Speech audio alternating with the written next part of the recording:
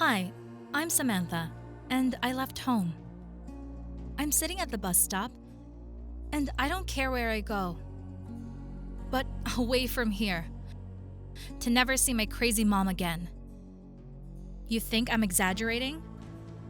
Then listen. I'm 14, and I can't remember when I've ever decided anything on my own.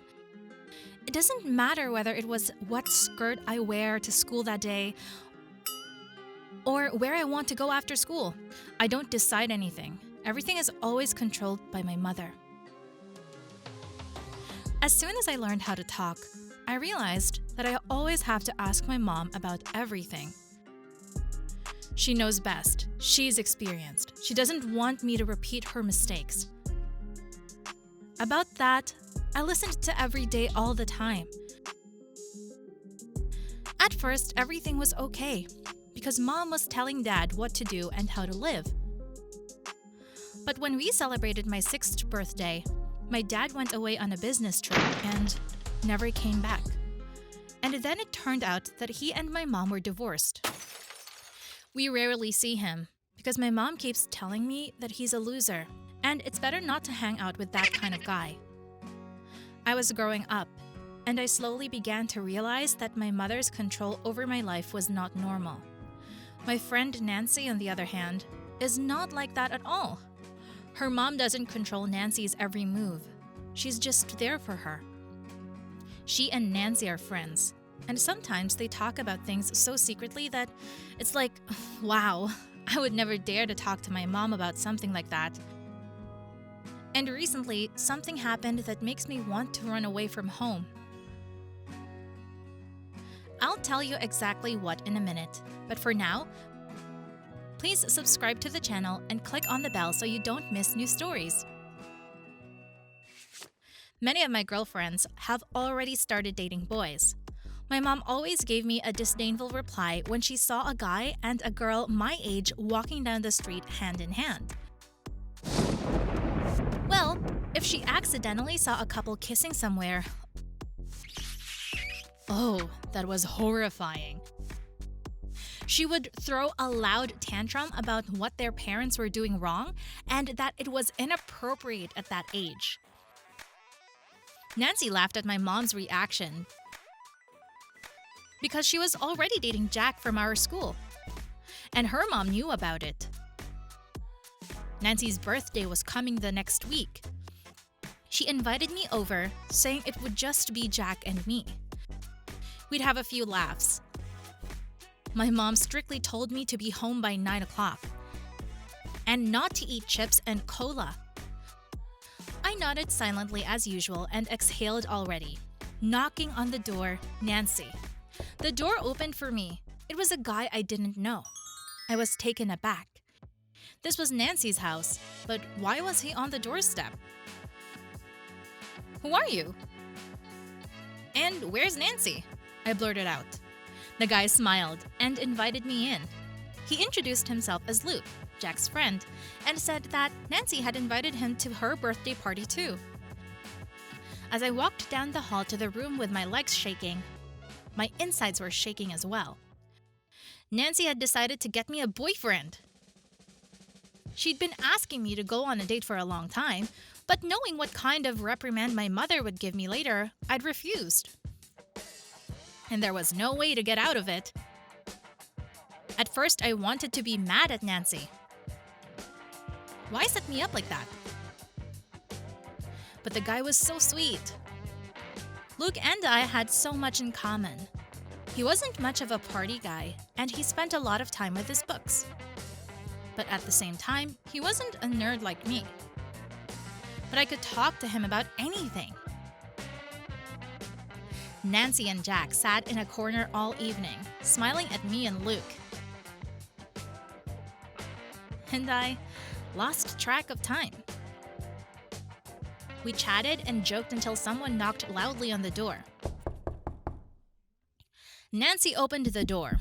There on the threshold was, who do you think? My mother.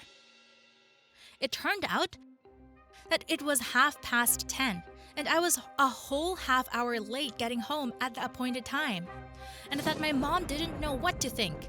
and that she wanted to call the police but decided to go see Nancy first. And there I was. How could I have done that? My mom's voice got louder and louder with each word. I huddled in the corner. I was so ashamed. In front of Nancy, her boyfriend, but worst of all, Luke could hear everything. He will never want to speak with me again. Why listen to these stupid tantrums later? I looked at my mother's distorted face, at Luke's surprised and slightly confused eyes, and suddenly realized that if I didn't fight back now, I would be on the leash with her for the rest of my life. Stop it, Mom. It's only half an hour. And I'm here at Nancy's house, just like I told you. We've been talking a little bit, and if you'd stop telling me not to carry my cell phone with me, you'd know I was okay. There was silence in the room. Mom clearly did not expect this. The situation was hard for me too. The tears started to choke me. I quickly ran out of the house. And now I was sitting at the bus stop. I was fed up with everything. I got on the first bus that came along and left. There you are. Lucas was standing in front of me. And Mom was looking for you. Come on, let's go. I'm not going back to her, Lucas. I'm sick of this control. Lucas crouched down beside me and hugged me and said quietly, "She just loves you very much, Samantha. Don't push her away, but let her know that you are not a little girl anymore. You have your own rights and personal boundaries. It's hard, but trust me, you can do it." And I believed his advice. I went home. We talked to my mother all night long. We cried, we laughed, we argued, and our relationship started to change. And I really liked that. I also started dating Lucas. And my mom took it easy. What about you and your mom? Is it a healthy relationship? Write to me. I'll definitely answer. I'm Mirasol, and here's my story.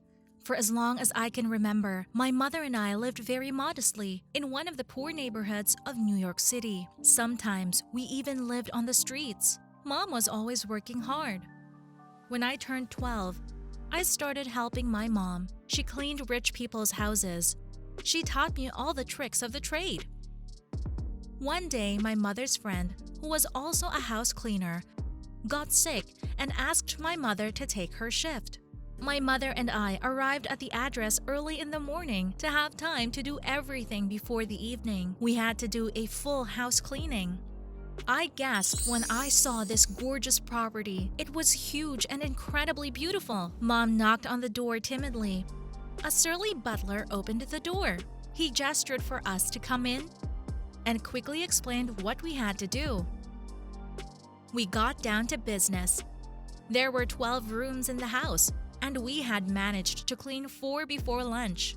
Our hands were freezing and we were hungry, but we were in a hurry. Suddenly, a lady in a splendid negligee appeared at the door. It was the lady of the house. She grunted in displeasure when she saw us and followed us into the kitchen. We had managed another 6 rooms by nightfall. I couldn't feel my hands. The landlady dropped by occasionally. "I keep an eye on you. You might steal something." My mother said nothing in response to these taunts, but clenched her teeth tighter and washed, cleaned, and wiped everything up even faster. When the clock struck 10 p.m., we were cleaning the last room. The lady of the house sat on the couch with a glass of wine, watching us work. My mother and I ate only a couple of sandwiches all day, which the house's cook secretly brought us. Mom was vacuuming, and suddenly, I saw her eyes roll back. "Mom!" I shrieked, but it was too late. Before I continue, don't forget to like this video and subscribe to my channel. And make sure that you click the bell so that you'll know when there's a new video on the channel. Mom passed out, She was lying on the rug and I was shaking her by the shoulders and crying. The lady of the house slowly walked over and looked at Mom. "Get up! No time to rest! You have to finish cleaning up!" "What's going on here?" I heard a quiet man's voice behind me. Mom regained consciousness, and I helped her to sit up, leaning her back against the couch. "Oh, honey, you're home. They sent some new cleaners to clean the house. They work so slowly. I'm sorry. Let's go eat dinner. I missed you." I saw a handsome tall man in a classic suit, who, as if he didn't hear his wife's luscious voice, came over to us. "Are you not feeling well? Do you need a doctor?" He looked anxiously at my mother. "No, sir. Thank you. It's all right. We'll get this done soon. I'm sorry. Oh." This man, as I assumed was the owner, didn't take his eyes off my mother. It was as if he'd seen a ghost. He was looking at her so intently. I looked at my mother. There were tears in her eyes, but she looked away, got up, and continued cleaning. The man turned to me. "How old are you?" he asked me softly. "I'm 12. "Honey, let's go." The lady of the house chirped and pulled the man almost by force from the room. "When you finish, let me know, please," he said and left. Half an hour later, we were standing in the corridor with my mother. We were done with cleaning. The butler handed over the money and gestured for us to leave. But just as we stepped out the threshold, the same voice rang out behind us. "Gina, wait." The house owner just called my mother by her first name? But how did he know it? My mother grabbed my hand tighter. "I recognize you. Why? Why didn't you tell me about her?" And he pointed at me with his eyes. "You had nothing to do with her, Trevor." And my mother, without looking back at the owner of the house, pulled me by the hand away. "I won't leave it like this.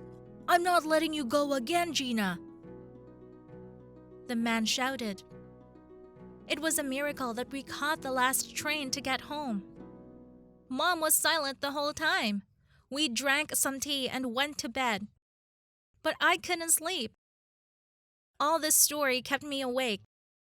And in the morning, I heard her whispering to someone in the corridor.